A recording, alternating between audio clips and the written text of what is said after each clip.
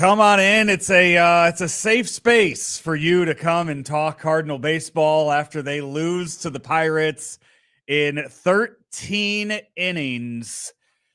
This is Cards Hub Postgame presented by Hot Shots here on Sports Hub STL. Presented by DraftKings. The crown is yours. Joe Roderick, Brenden Schaeffer. Brenden, where do we start with this game today? That was ugly. That was as ugly as you'll find in a loss for a number of reasons.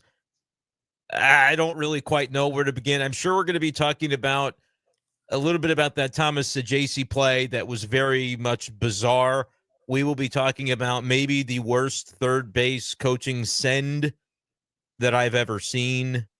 I don't think that there's really much of a defense of that one from Pop Warner in that situation. So we'll probably talk about those things, Joe, and the fact that for 4 extra innings, it seemed nobody really wanted to win this game between two teams that maybe when it's all said and done, we'll find aren't particularly good. I don't think the Pirates are very good.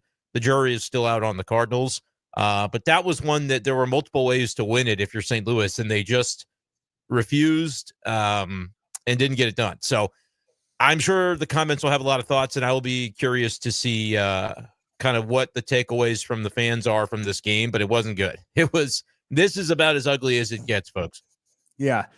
Just for purposes, I know it doesn't affect the over-under or anything like that. The final score of this game was 2-1, even though that ball did bounce over the fence to end the game. They are officially saying 2-1 as the final score of this. It doesn't affect anything, I think, in the long run for that. But just yeah, RBIs the comments for Joey Bart or whoever it was batting. Yeah. Right. The come on in with your comments as they already go. People already complaining about the offense for today.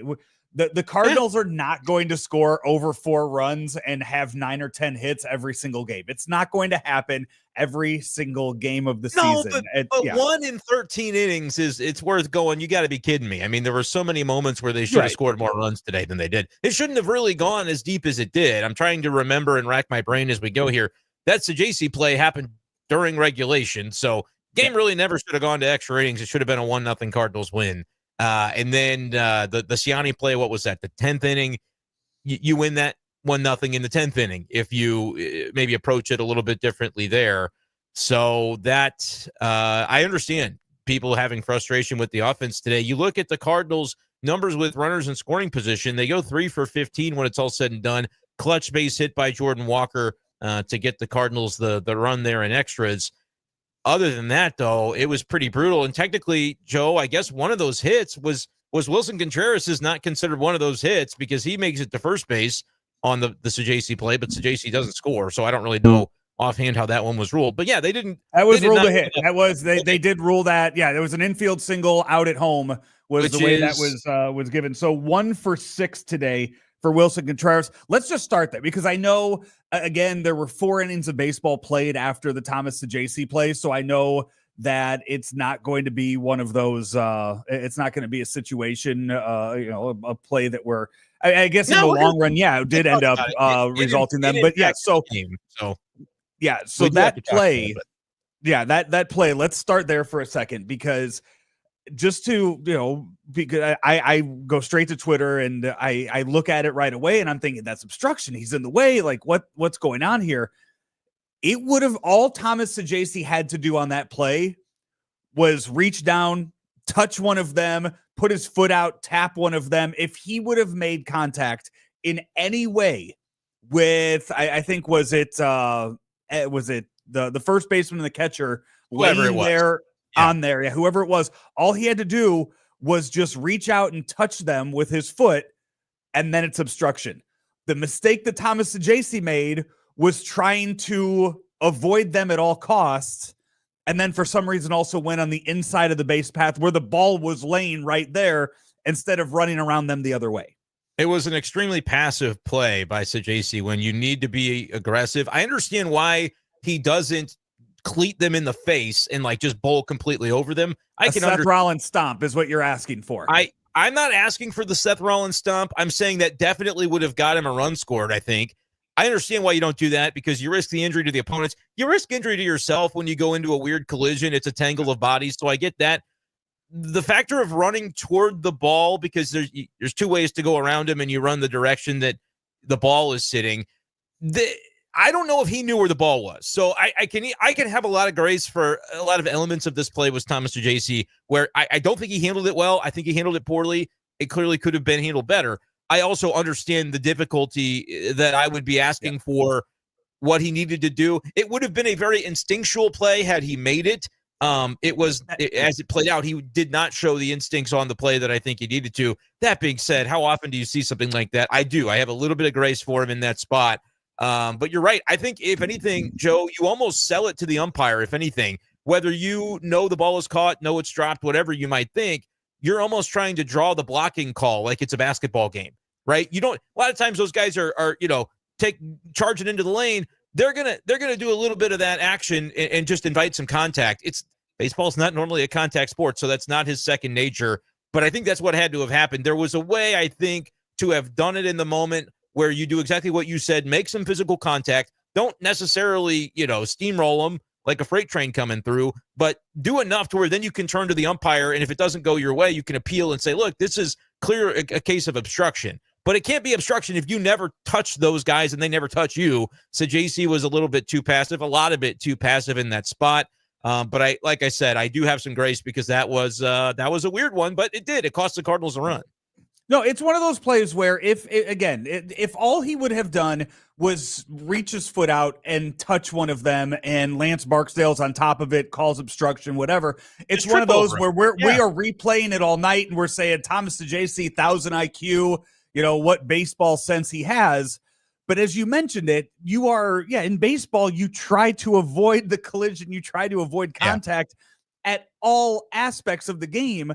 And all he saw was a whole heap of bodies in front of him. I mean, 4 guys were right there in the area because you had first base, catcher, pitcher, and Cabrian Hayes all right there. So you're doing everything possible to avoid it. And then even the play, watching it live, the ball goes into one of their gloves, and then next thing you know, it's trickling out. So to see that happen live and to see that happen 2 feet in front of you, it's not something. I mean, Thomas DeJC's what, 24, 25 years old?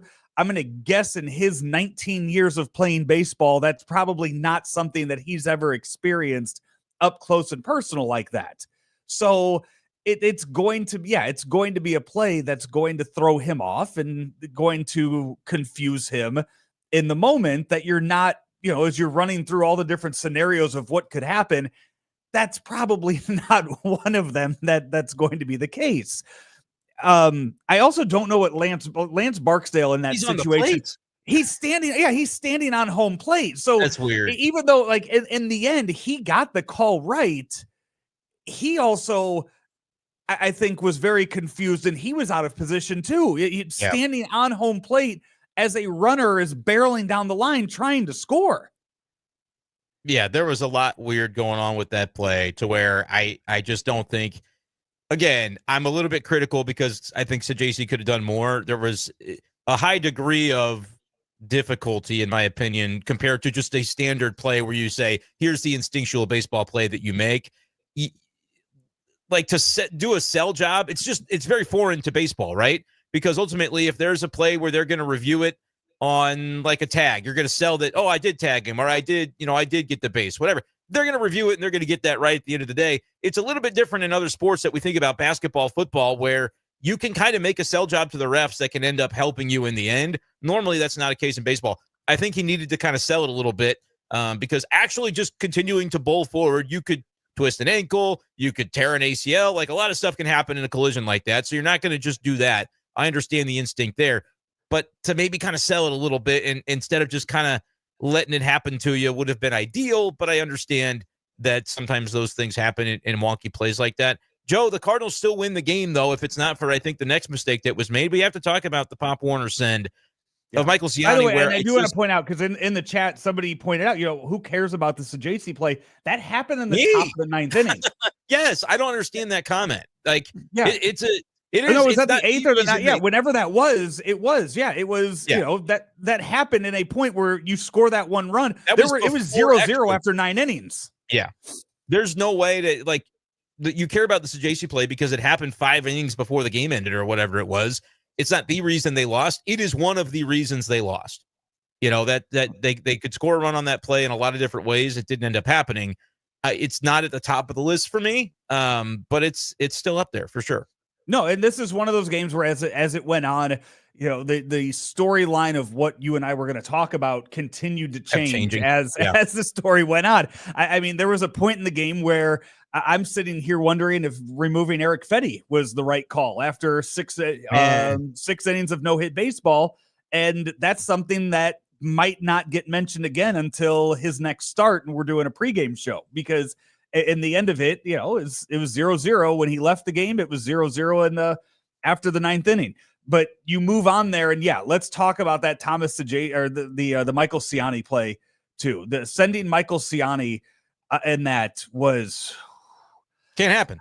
They can't. No, it cannot happen. And the TV broadcast, without really just, I think, putting a lot of blame or putting a lot of criticism on Pop Warner, did so in a manner where they showed the replay and pointed out that Michael Ciani was not at third base yet, and the ball is in the glove, in the hands of Tommy Pham, a player who is very familiar to the St. Louis Cardinals and is very familiar to Pop Ciani Warner. Knows him.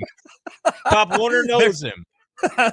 This isn't just a random Pittsburgh Pirate who, we're not sure what his arm is. We're not sure what it grades out at a major league level. No, it's Tommy Pham. He can throw. Yes. that play right there cannot, I get it. You know, in a situation where that's the winning run, go ahead. I mean, that's the winning run in the bottom of the 10th inning. Sure, go for it. I think I'm looking back at a play we've already seen in extra innings. Was it the Monday night extra inning loss to the Angels, where they don't send Brendan Donovan on the sac fly to Mike Trout, and he would have been safe?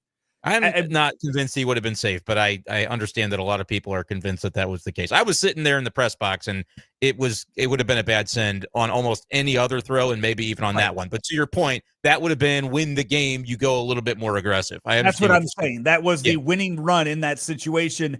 This would have been a go-ahead run. There were no outs in the inning. It would have been 1st and 3rd with nobody out in extra innings, with Ryan Helsley getting warm in the bullpen. On a number of levels, that does not make sense to me. You can't send him. I mean, it's a lot of times I'll come on and I think there are decisions, like when you're talking about the Fetty thing, it doesn't even cross my mind. Like, all right, he had 88 pitches. We're not there to know exactly the circumstances going on. I think we go a little bit too, gung-ho happy to criticize pitching moves when it's like, it's not that it didn't work out. They had bullpen guys that did their job for a while and they just couldn't score a run. So I don't really care about the Fetty thing. There are times, though, where I go, look, the criticism that's out there is 100% right. It was egregious. It was to the point of the comment on the screen, sending Ciani was more egregious than whatever Saggese did or didn't do. Like that's a spot that you just you can't do it. You can't send him. You're in a situation that would be really advantageous, really favorable if you got nobody else and you can just keep that inning going. And to your point, you need to end up with more than one run usually to be able to win. I know that wasn't the case today because several innings happened and nobody scored in extras, but more times than not, you have to probably end up knowing that one isn't necessarily going to be enough in the top half of a road game when you're in the extra innings situation. And it just wasn't close. Like, it was a good throw by Pham. You come to expect, because he's been on your team multiple times in the past handful of years, that he is capable of making good throws. But even if it was an average throw, I still think it's not a really close play at the plate. That just is a bad send. It's Ciani was out by so much. He did what Thomas Saggese should have done the inning before. Collide. Yeah. As he just kind of runs in, has no clue what to do, and just kind of jumps into the tag. If Ciani does that if Saggese does that to the two players laying in front of his path, Cardinals win the game 1-0 in regulation. I'm serious. I mean, that's a great point that you make. Where at that point, if you're Siani, you're like, shoot, I don't know, maybe they'll call blocking the plate because the catcher can't do that, and that's what he did, and that's that's really all you need to do in that spot. But you're right, it just wasn't close, so you can't send him. It's a bad send. I don't know what. I'm sure the media will ask Ollie Marmol about it. I am sure he won't air out his coach, but I will. It was a terrible send. It can't happen. No, it's that was again, and the Pirates too. The Pirates did their own. I mean, they with them sending I can't remember who they sent, but sending on Nootbaar and there too. I mean, just as much out as Siani was in the 10th, their guy was in the 12th inning of that game, and those are the two those are the two problems. Those are the two biggest ones of the game that you kind of look at on the base paths running into those outs that were that were you score twice. I mean, that's two different ways to score a run, and neither of them scored. Yeah. So it is that to me, this game ugliness and how disappointing it is. I am this is the most frustrating loss of the season right now on a 5-7 season. Yeah. They've lost multiple extra inning games too. That's the part of it that kind of it feels like you're right in the moment, because at a certain point, though, nobody deserved to win that game. They were just kind of taking turns daring the other to win it in extra innings, and eventually the Pirates conceded. We'll talk about, like I said, I think we get way too eager to talk about, okay, here's why they lost. It was a pitching decision that happened in extra innings or whatever. We've got comments asking about Helsley. We've got comments asking about, Roycroft. Ethan Hannaford of Sports Hub STL watching the post-game show and this simulcast, two TVs at once, I'm guessing, or one on his phone and one on the TV, letting us know that Ollie said that maybe he sticks with Fetty if he's carrying a no-hitter through 7 with that amount of pitches thrown. Today, his range was at 85 to 90. He was carrying a no-hitter. No, not through 7, though. It was through 6. Oh, okay. So that's the difference, is like if he's close enough to where, if we say going into a game, a guy's 85 to 90 and he's hit that mark, but he's that far away from finishing the no-hitter, what good does it do to throw him in the 7th? That's the perspective on the no-hitter. I think your point, Joe, was you might win the game if you get another inning out of Fetty. But to my criticism of your take would be, nobody knew this was going 13 innings. Like, as a manager, I don't think you're planning to go, well, I've got to save Helsley for the 12th. Like, at a certain point, you feel like you should be able to win it in the 10th or 11th. And even if it gets to that point, they had enough pitching to get through today, knowing there was an off day tomorrow, which is another aspect of this. Like, we're hearing comments about Helsley only threw 10 pitches. Can't he come back out for the 12th? If he pitches the 12th, the Cardinals win. I don't think that's necessarily true, because there's a guy that starts on second base every single time in extras. Steven Matz did a nicer job than I thought he might in that role, and he was coming off of a back-to-back. And then I was getting tweets from people that said, well, why didn't Matz stay in for the 13th? Like, we could do this all day. You got a text about that too. Yeah, that was also me texting you asking why he didn't go out for the and that's 13th. You. And I'm going, brother, he pitched yesterday. Like, at a certain point, you have a bullpen full of guys in a 13-inning game.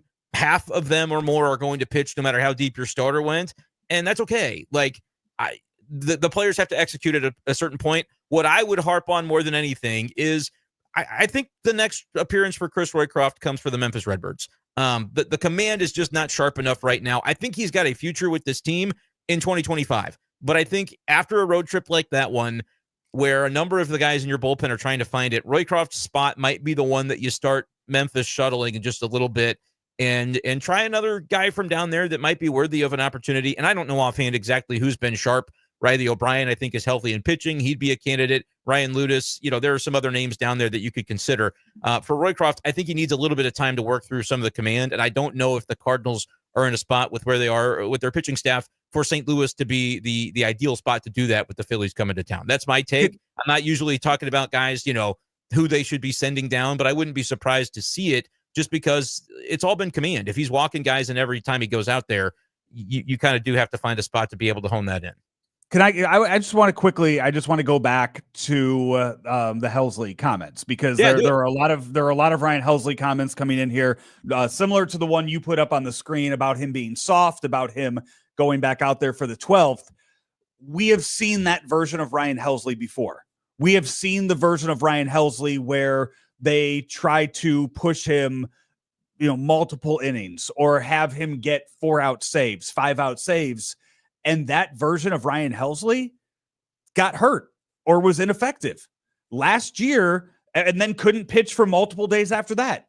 Last year, they figured out the formula that works with Ryan Helsley, which is you bring him in, he gets you 3 outs, and he is done. You are not sitting him. You're not letting him get cold and then have to warm it back up. He is coming out there and he is getting you 3 outs. And that version of Ryan Helsley went out last year and had, 48 saves on the year? Something, I think it was around best relievers in baseball. Yeah, and that is right up there with Clase for the reliever, with the 2 best relievers in all of baseball. That is the weapon you have at the end of the game. There are not many other closers in baseball who are as effective as Ryan Helsley has been the last 2 years. I have zero issue with him going out there for 1 inning and doing that. And guess what? That's stuff that was decided before the beginning of the 2024 season. And so I'll put the comment back real quick. Joe, this is your question. It's not that Ryan Helsley is soft. It's that, and this is where I think context gets lost a lot of times. It's that the Cardinals and Ryan Helsley came to a conclusion, but this goes back to before the 2024 season, that this is the best way to get the most out of him. And then guess what happened last year? 49 saves, led the big leagues, 62 games finished, led Major League Baseball. He finished 62 games last year, or pardon me, it led the National League. I'm looking at the baseball reference page. Games finished. That is not a guy who is soft, who can't, go out there and be used with frequency for his team. The Cardinals basically came to the conclusion of, and look, part of this, that is something that plays into it. He doesn't have a contract. So if you're going to take a reliever and basically burn through him and dispose of him before it's time for him to get that next contract and that free agency status, that's not a great way to handle things as an organization. Those things matter when it comes to the way you develop and handle players. But basically, Joe, I think the decision came down to, am I going to be a guy where the Cardinals are going to ask me to do back-to-backs with frequency, or are they going to ask me to go multiples? You can have one or the other. And I think that's 100% the way that it should have been handled, and you saw why last year. So the Cardinals are still using him when they can in back-to-back situations. They're not going to then bring him out for a second inning and then say, well, this is, you can have one or the other, but not both. And I agree 100% with the Cardinals handling of that. The proof was in the pudding last year, to your point. Yeah. And he went out there for that 1 inning and did exactly what he was supposed to do. And Steven Matz came out and did more than I expected him to do. Like, I saw Katie Wu's tweet that basically said the Cardinals want to kind of see what it looks like for Steven Matz to pitch a day and then pitch the next day and recover from that. And how does he perform and what does that look like? Which is kind of interesting because he's supposed to be in the rotation a week from today.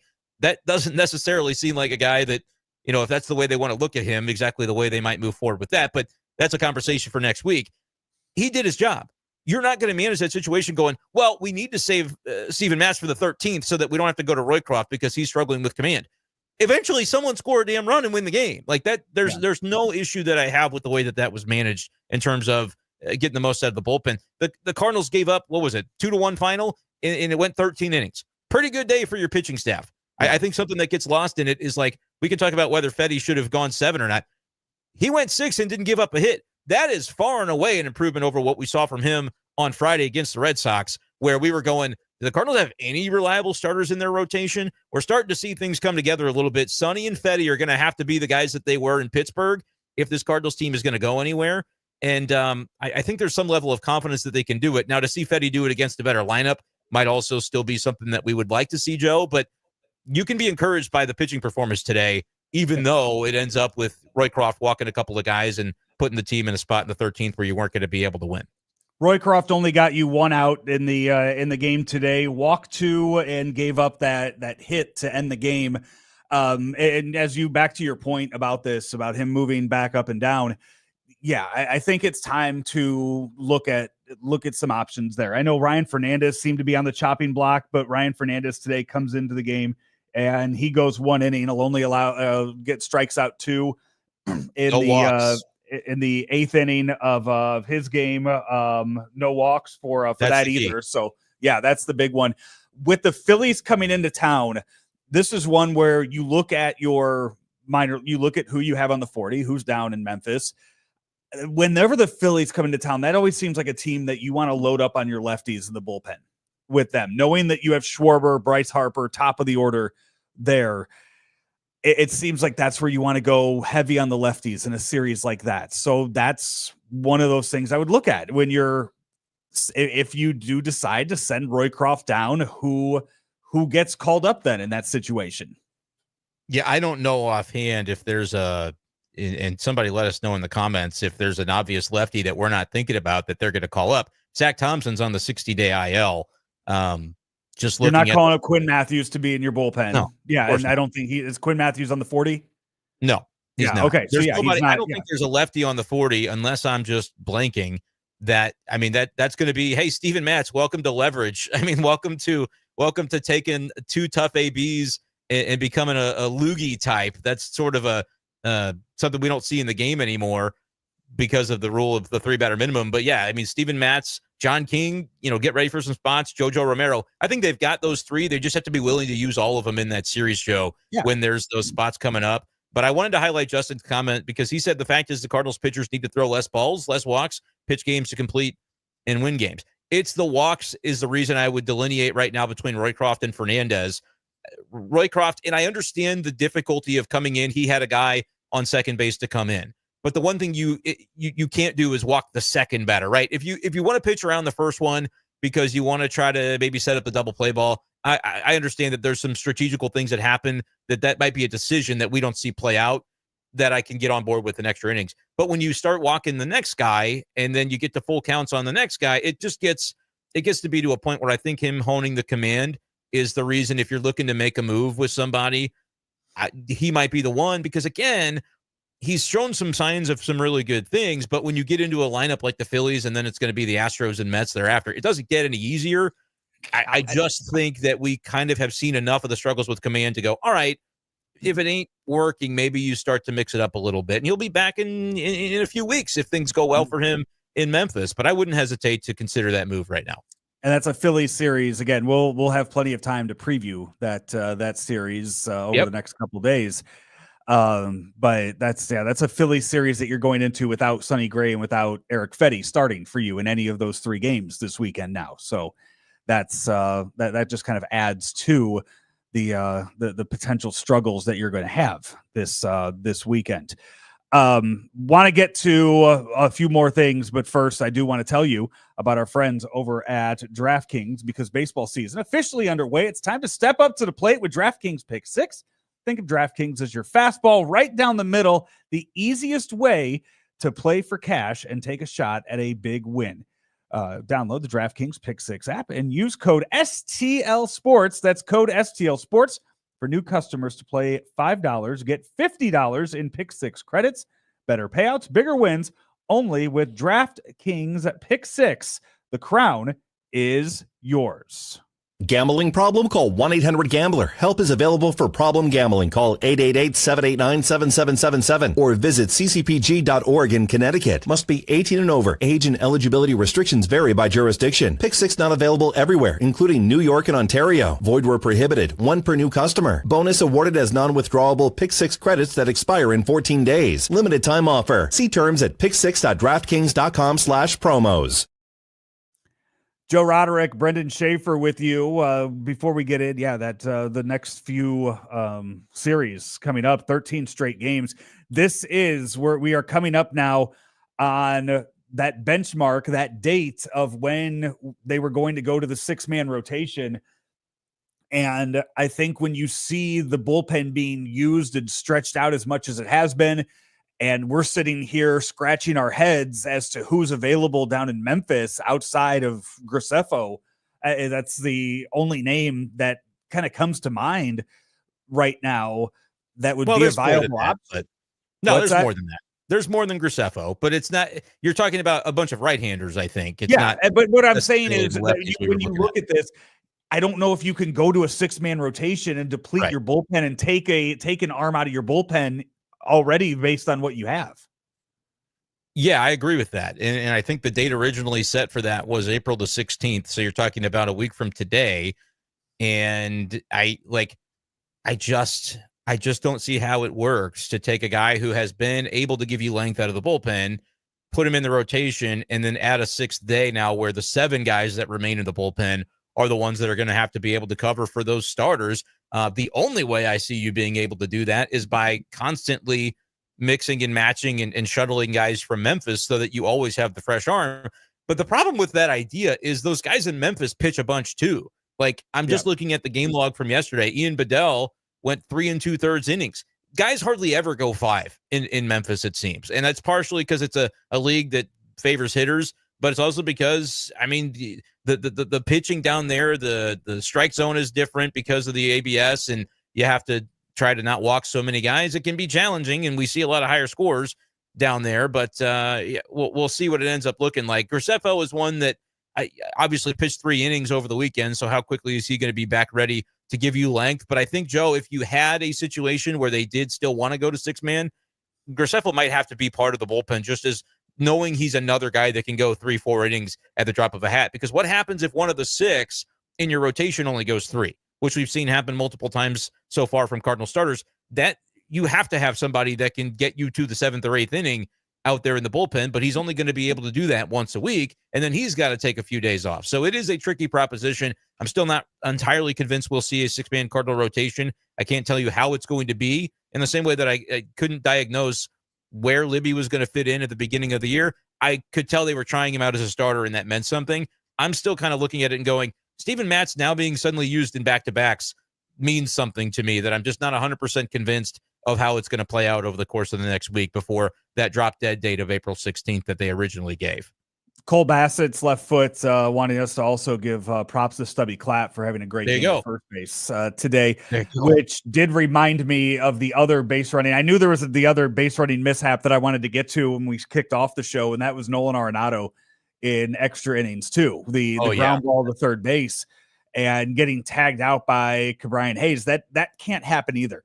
As I would get frustrated with kids on my 11-year-old team if they ran into an out that way. That Nolan Arenado cannot do that. You are either going on contact and you are going home on contact. You're past the third baseman. You're going. On contact. Boom. You're going. The only way you're stopping and coming back is if it's going to the pitcher, or you're just your first steps back, and you have to know where that third baseman's playing too. Right. Being a third base, you're talking about Nolan Arenado too, who has to know in that situation where he'd be playing and exactly what he's looking for. That's an out that you cannot run into either.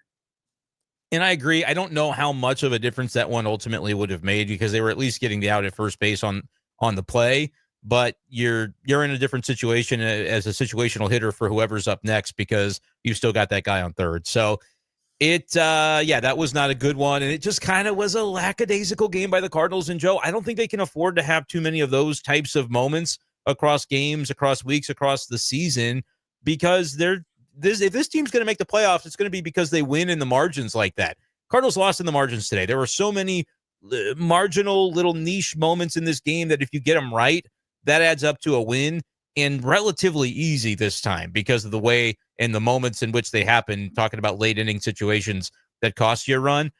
To have that happen over and over in a game just tells me, all right, they didn't play like they wanted to win this one today. And that's a little bit of a disappointment because they have been so good offensively prior to this one. And it would have gotten back to 500 coming into a tough homestand. That would have kind of added some momentum to the situation. You lose a series to the Pirates. You haven't won a series since the opening sweep against the Twins. You're still kind of stuck in neutral, it feels like. And that's maybe a generous reading of it. How can you say neutral when they're still below 500 the way that they are right now? So that was a game they should have won, Joe, and they just couldn't find a way to do it. The one of the last things I want to touch on here from this game, Wilson Contreras. It says in the box score, it says 1 for 6.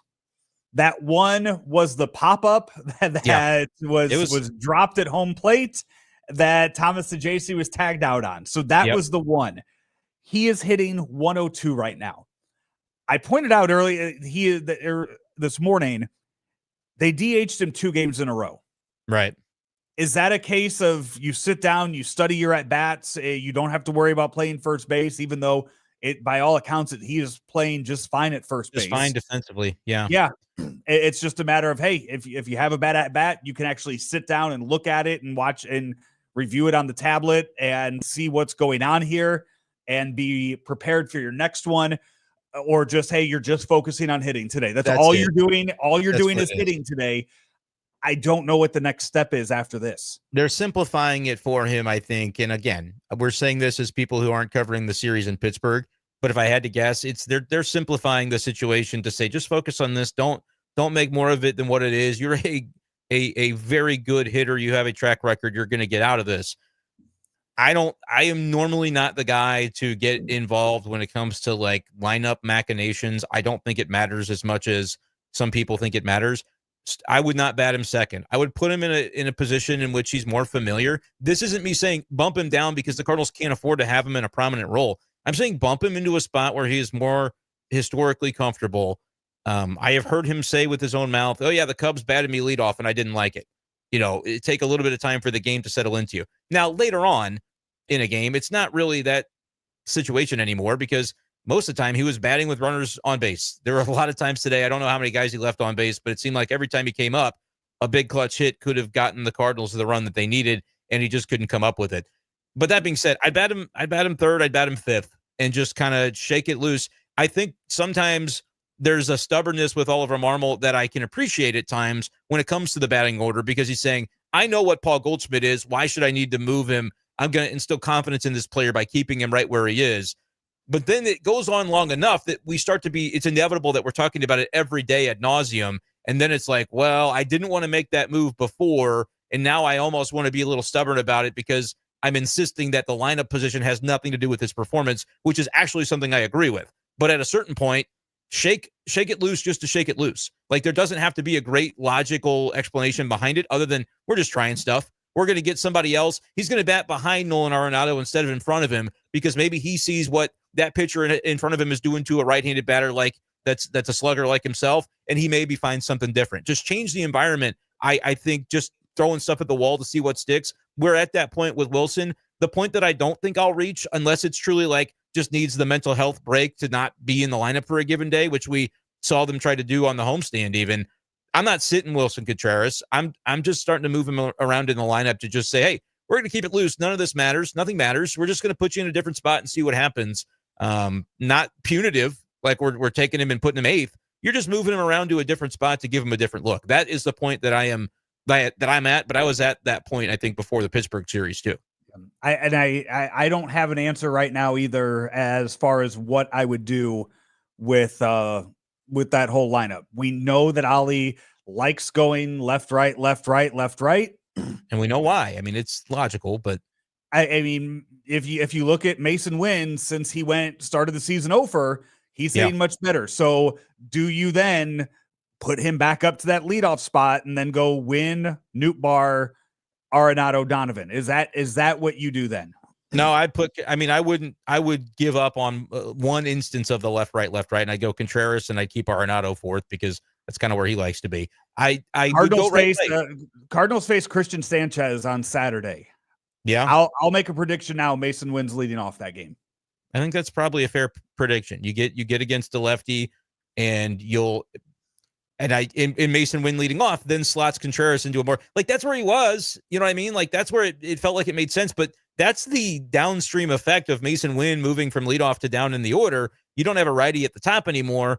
And you might think, all right, just bump Contreras up because everything fits nicely like a puzzle. I just think I think he makes more sense as a guy that's more toward the middle of the lineup in an RBI spot. Granted, I know that sounds counterintuitive and straight up dumb when you think about the fact that he was in plenty of RBI spots today. It's just a feel thing. But sometimes I think those feel things happen to matter to players. I am sure, though, I'll tell you this.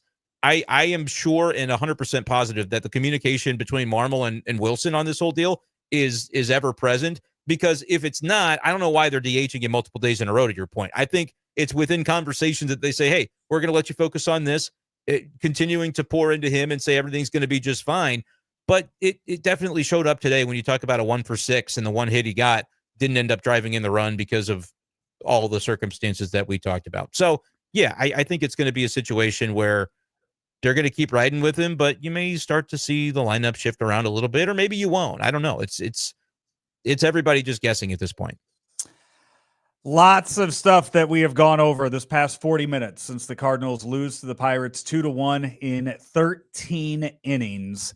on a Wednesday day game. Off tomorrow, back at it again on Friday. But Cards Hub 365 will not be off tomorrow. Brenden Schaeffer will be on that, I believe, with Claibs tomorrow afternoon. So we'll get Claibs' thoughts on the Pirates series and a preview of the Phillies coming to town this weekend.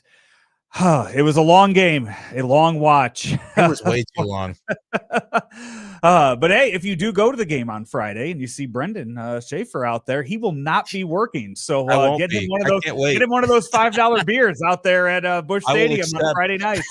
We'll accept your fine. I actually think, all joking aside, I think it's a legitimately cool thing the Cardinals are doing. We've seen like the fan-friendly pricing in other venues, like the Falcons are noted for doing it. It's Masters weekend. They might have the best fan-friendly pricing in all of sports, Joe, with the concession menu they have at Augusta. I saw Coastal Carolina football is doing it next year, where they're going to say free concessions. There's not even, you don't have to pay for your popcorn or your soda or your hot dogs and stuff. I think in a year where it's kind of clear the attendance is a little bit wanting here at the beginning, for the Cardinals to say, hey, at least in the Budweiser Terrace, you don't have to worry about it just being pregame. You can come out to the right field area, a little live music before the game, but the deals on the hot dogs and the beer and the margaritas are going to go throughout the game. I actually do applaud the Cardinals. I think that's a cool step in the right direction when it comes to just making the ballpark experience a little more affordable. Multiple people in the chat mentioning that. Yeah, you could find you'll find Brenden at the Budweiser Terrace on Friday nights with all of their all the deals. I don't think he's going to do the 999 challenge, but I'm not doing it. I told you I could probably hang if it were just the beer per inning. I cannot do the 9 hot dogs. I don't think I'll ever attempt it. And if I were going to do it, I'm running out of time. I'm 30 now, Joe. You have to think about these things. If I were 22 again, it might be possible. I did once attempt the 100 nugget challenge from Chick-fil-A. For years, I told people on Twitter I could do it. And then I tried it, and I didn't quite make it. Only got to 88. I'm not doing 9 hot dogs, though. I don't have a death wish. You get to 88, you got to hit 100. That's what everybody said, but guess what? It's a lot harder than you think when you've had 88 of the same flavor and you're just laying on the floor and writhing in pain. My buddy that did it with me got to like 94, and he stopped short. I'm telling you, it sounds like an easy feat to eat 6 more, but when you've had 90 of those suckers, it's not as easy as it looks. You try it. Darn it. Get me fired up. He's Brenden Schaeffer. I'm Joe Roderick. This has been Cards Hub Postgame, sponsored by Hot Shot, St. Louis's home for all the games, all the time since 1990. Find yours at hotshotsnet.com. More to come later tonight. Blues Hub Postgame, whenever that game ends, around 11:30 or so tonight. So make sure you smash that subscribe button and know when we go live, every time we go live, right here on Sports Hub STL, presented by DraftKings. The crown is yours, and we'll talk to you next time.